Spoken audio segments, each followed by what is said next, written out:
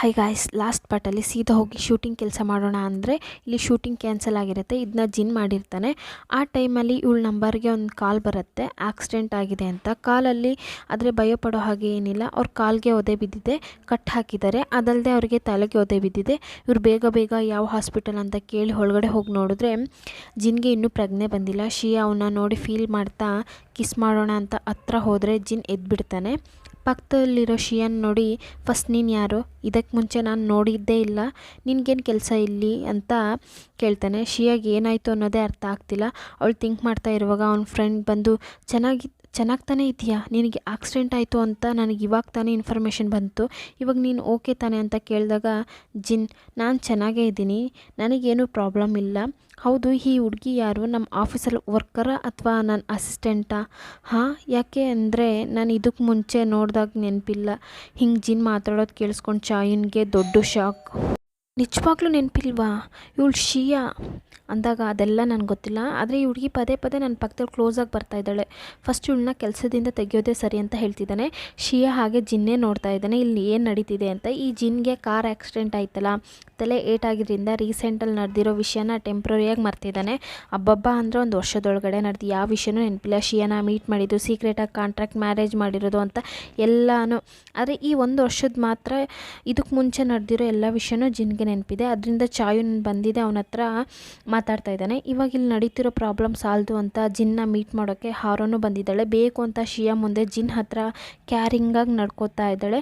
ಇದೆಲ್ಲ ನೋಡಿ ಸುಮ್ಮನಿರೋಕ್ಕಾಗದೆ ಶಿಯಾ ಜಿನ್ ಹತ್ರ ಬಂದು, ನಾನೇ ನಿಮ್ಮ ಆಫೀಸಲ್ಲಿ ವರ್ಕ್ ಮಾಡೋಳಲ್ಲ, ನಮ್ಮಿಬ್ಬರಿಗೂ ಮ್ಯಾರೇಜ್ ಆಗಿದೆ, ಅದು ಕೆಲವೊಬ್ರಿಗೆ ಮಾತ್ರ ಗೊತ್ತು. ಇದನ್ನ ಕೇಳಿದೆ. ಜಿನ್, ನನಗೆ ಟೈಮ್ ಬೇಕು, ನೀನು ನಿಜ ಹೇಳೋ ರೀತಿ ಇದೆ, ಆದರೆ ಪರವಾಗಿಲ್ಲ, ನಾನು ನಾರ್ಮಲ್ ಆಗಲಿ, ಅದುವರೆಗೂ ನನ್ನ ಹತ್ರ ಕ್ಲೋಸ್ ಆಗಿ ಮಾತಾಡೋದಾಗಲಿ ಮತ್ತು ಡಿಸ್ಟರ್ಬ್ ಮಾಡೋ ರೀತಿ ಏನೂ ಮಾಡೋ ಹಾಗಿಲ್ಲ. ಜಿನ್ ಮಾತಾಡೋದು ಕೇಳಿ ಶಿಯಾ ಶೀಟ್ ಮಾಡ್ಕೊಂಡು ಅಲ್ಲಿಂದ ಹೊರಗಡೆ ಹೋಗ್ತಾರೆ. ಹಾಗೆ ಕಟ್ ಮಾಡಿದ್ರೆ ಅಸಿಸ್ಟೆಂಟ್ ಲೀನ್ ಮುಖಾಂತರ ಲೀನ್ಗೆ ಕೆಲವು ವಿಷಯ ಗೊತ್ತಾಗುತ್ತೆ. ಜಿನ್ಗೆ ಒಂದು ಕಾರ್ ಆಕ್ಸಿಡೆಂಟ್ ಆಗಿದ್ದರಿಂದ ಅವ್ರು ತುಂಬ ವಿಷಯ ಮರ್ತಿದ್ದಾರೆ.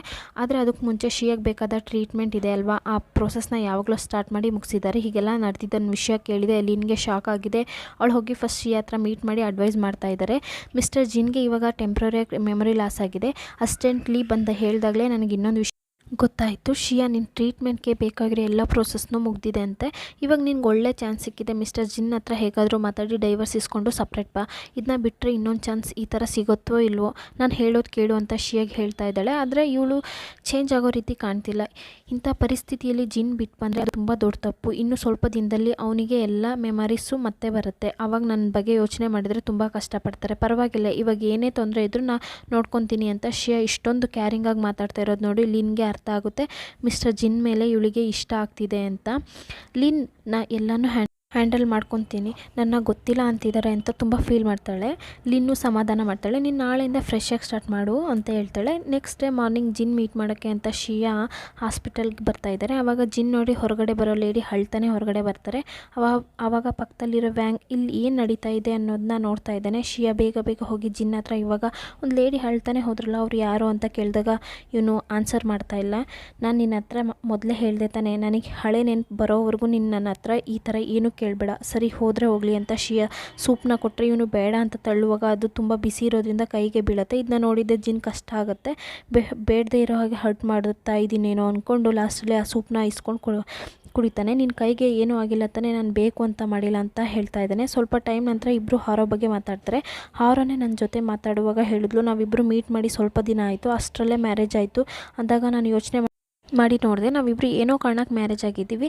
ಹಾಗಿದ್ರೆ ನಿನಗೇನು ವಿಷಯ ಇಷ್ಟ ಆಗಲ್ಲ ಅನ್ನೋ ವಿಷಯ ಕೂಡ ನನಗೆ ಗೊತ್ತಿರೋಕ್ಕೆ ಚಾನ್ಸ್ ಇಲ್ಲ. ಇವಾಗ ಕೂಡ ಮಾತಾಡುವಾಗ ಏನೂ ಫೀಲ್ ಆಗ್ತಾ ಇಲ್ಲ. ಅದರಿಂದ ಏನು ಹೇಳೋಕ್ಕೆ ಬರ್ತಿದ್ದೀನಿ ಅಂದರೆ, ನೀನು ಹಾಸ್ಪಿಟಲ್ಗೆಲ್ಲ ಬರೋದು ಬೇಡ, ನನ್ನ ಕೆಲಸ ನಾನೇ ಮಾಡ್ಕೊತೀನಿ ಅಂತ ಇವಳನ್ನ ಮನೆಗೆ ಹೋಗೋಕೆ ಹೇಳ್ತಾನೆ.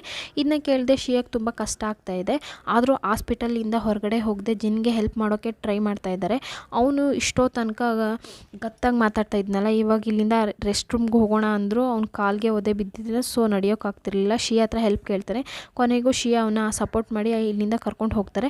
ಅಲ್ಲಿಂದ ಮತ್ತೆ ಶಿಯಾನ ರೆಸ್ಟ್ ರೂಮಿಂದ ಕರ್ಕೊಂಡು ಬರುವಾಗ ದಿಢೀರಂತ ಸ್ಲಿಪ್ಪಾಗಿ ಅವಳ ಮೇಲೆ ಬೀಳೋ ಹಾಗೆ ಆಗ್ತಾನೆ. ಇಬ್ಬರು ಫೇಸ್ ಟು ಫೇಸ್ ನೋಡ್ತಾ ಇರುವಾಗ ಇವ್ರನ್ನ ಡಿಸ್ಟರ್ಬ್ ಮಾಡೋ ರೀತಿ ಡೋರ್ನ ಓಪನ್ ಮಾಡಿಕೊಂಡು ಹಾರೋ ಬರ್ತಾಳೆ. ಹಾರೋ ಬರುವಾಗಲೇ ಕೈಯಲ್ಲಿ ಸೂಪ್ ತೊಗೊಬಂದಿದ್ದಾಳೆ. ಅದು ಅದು ಜಿನ್ಗೆ ಕೊಡೋಕ್ಕೋಸ್ಕರ ಜಿನ್ ಇದು ದೇಹಕ್ಕೆ ಒಳ್ಳೆಯದು ಅಂತ ಹಾರೋ ಆ ಸೂಪ್ನ ಕೊಡೋಣ ಅಂತ ಹೋಗುವಾಗ ಶಿಯಾ ಇಲ್ಲ ಇವಾಗ ಸ್ವಲ್ಪ ಹೊತ್ತು ಮುಂಚೆನೇ ನಾನು ತೊಗೊಬಂದು ಸೂಪ್ನ ಕುಡಿದಿದ್ದಾರೆ. ಆದರೆ ಜಿನ್ ಶಿಯಾ ಮಾತು ಕೇಳದೆ ಬೇಕು ಅಂತಲೇ ಆ ಸೂಪ್ನ ಕುಡಿತಾರೆ.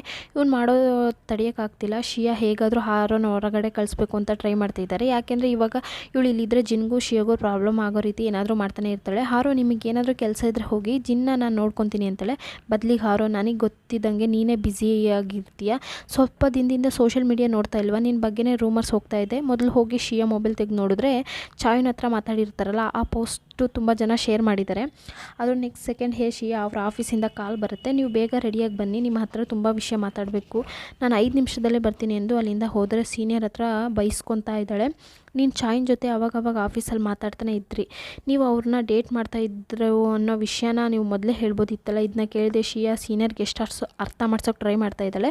ನನಗೂ ಚಾಯಿನ್ಗೂ ಏನೂ ಸಂಬಂಧ ಇಲ್ಲ, ನಾವಿಬ್ಬರು ಮಾತಾಡಿದ್ದೀವಿ ಕೆಲವೊಂದು ಸಾರಿ, ನನಗೆ ಹೆಲ್ಪ್ ಮಾಡಿದ್ದಾರೆ ಅಷ್ಟೇ. ಲಾಸ್ಟಲ್ಲಿ ಆ ನ್ಯೂಸ್ ಕೇಳಿದೆ ಚಾಯಿನ್ನು ಸಪ್ರೇಟಾಗಿ ಶಿಯಾನ ಮೀಟ್ ಮಾಡಿ ಮಾತಾಡೋಕ್ಕೆ ಸ್ಟಾರ್ಟ್ ಮಾಡ್ತಾನೆ. ನೋಡಿದ್ಯಾ, ನಿನ್ನಿಂದ ನಾನು ಸಿಗಾಕೊಂಡೆ, ನೀನಾದರೂ ಆ್ಯಕ್ಟಿಂಗ್ ಫೀಲ್ಡ್ಗೆ ಹೊಸದಾಗಿ ಬಂದಿರೋದು, ನಿನ್ನ ಬಗ್ಗೆ ಯಾರೂ ಮಾತಾಡೋದಿಲ್ಲ, ಇವಾಗ ತುಂಬ ಜಾಗದಲ್ಲಿ ನನ್ನ ಬಗ್ಗೆನೇ ಮಾತಾಡ್ತಾ ಇರ್ತಾರೆ, ಏನಾಗ್ತಾ ಇದೆ ಅನ್ನೋ ವಿಷಯನ ಜಿನ್ಗೂ ಅರ್ಥ ಮಾಡಿಸ್ಬೋದು. ಆದರೆ ಸುಳ್ಳೆ ನ್ಯೂಸ್ನ ಶೇರ್ ಮಾಡ್ತಾ ಇದ್ದಾರಲ್ಲ, ಅವ್ರನ್ನ ತಡೆಯೋಕ್ಕಾಗಲ್ಲ.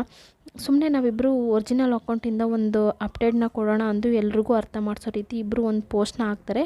ಇವಾಗ ಹಾಗೆ ಕಟ್ ಮಾಡಿದ್ರೆ ಶಿಯಾನ ಫ್ರೆಂಡ್ ಲಿನ್ ಅಸಿಸ್ಟೆಂಟ್ ಲೀ ಮನೇಲಿ ಸ್ಟೇ ಮಾಡೋಕ್ಕೆ ಅವ್ರ ಥಿಂಗ್ಸ್ನ ಪ್ಯಾಕ್ ಮಾಡಿ ತಂದಿದ್ದಾರೆ. ಅವ್ರ ಮನೇನ ಲಿನ್ ಚೆಕ್ ಮಾಡಿ ನೋಡಿದ್ರೆ ಅಷ್ಟು ಕ್ಲೀನಾಗಿದೆ. ಅದಲ್ಲದೆ ಲಿನ್ಗೆ ಇಷ್ಟ ಆಗೋ ರೀತಿ ಮನೆ ಗೊಂಬೆ ಎಲ್ಲ ಇರುತ್ತೆ.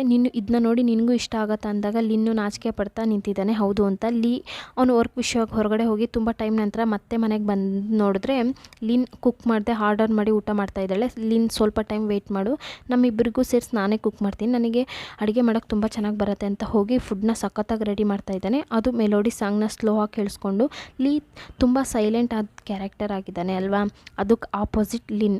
ಅದಕ್ಕೆ ಎಕ್ಸಾಂಪಲ್ ಸ್ಲೋ ಆಗಿ ಓಡ್ತಾ ಇದೆ ಅಲ್ವಾ, ಆ ಹಾಡನ್ನ ಬೋರ್ ಆಗ್ತಿದೆ ಅಂತ ಚೇಂಜ್ ಮಾಡಿ ಬೇರೆ ಹಾಡು ಹಾಕ್ತಾರೆ, ಅದು ಸೌಂಡ್ ಜಾಸ್ತಿ ಇಟ್ಟು ಅದ್ರ ಮೇಲೆ ಇಬ್ಬರು ಊಟ ಮಾಡ್ತಾರೆ. ಲೀ ಮಾಡೋ ಎಲ್ಲ ವಿಷಯ ನೋಡಿ ಲಿನ್ಗೆ ತುಂಬ ಇಂಪ್ರೆಸ್ ಆಗ್ತಾಳೆ. ಹಾಗೆ ಕಟ್ ಮಾಡಿದ್ರೆ ನೆಕ್ಸ್ಟ್ ಡೇ ಮಾರ್ನಿಂಗ್ ಶಿಯಾ ಜಿನ್ ಕೊಡಿಸಿರೋ ಡಾಗ್ನ ಕರ್ಕೊಂಡು ಹೊರಗಡೆ ವಾಕಿಂಗಿಗೆ ಹೋಗಿದ್ದಾಳೆ. ಎದುರುಗಡೆ ನೋಡಿದ್ರೆ ಈ ವ್ಯಾಂಗ್ ನೋಡ್ಕೊಂಡು ಬರ್ತಾ ಇದ್ದಾರೆ. ಇಬ್ಬರು ಮೀಟ್ ಮಾಡಿದ್ರಿಂದ ಅಲ್ಲೇ ಕೂತ್ಕೊಂಡು ಮಾತಾಡ್ತಾರೆ.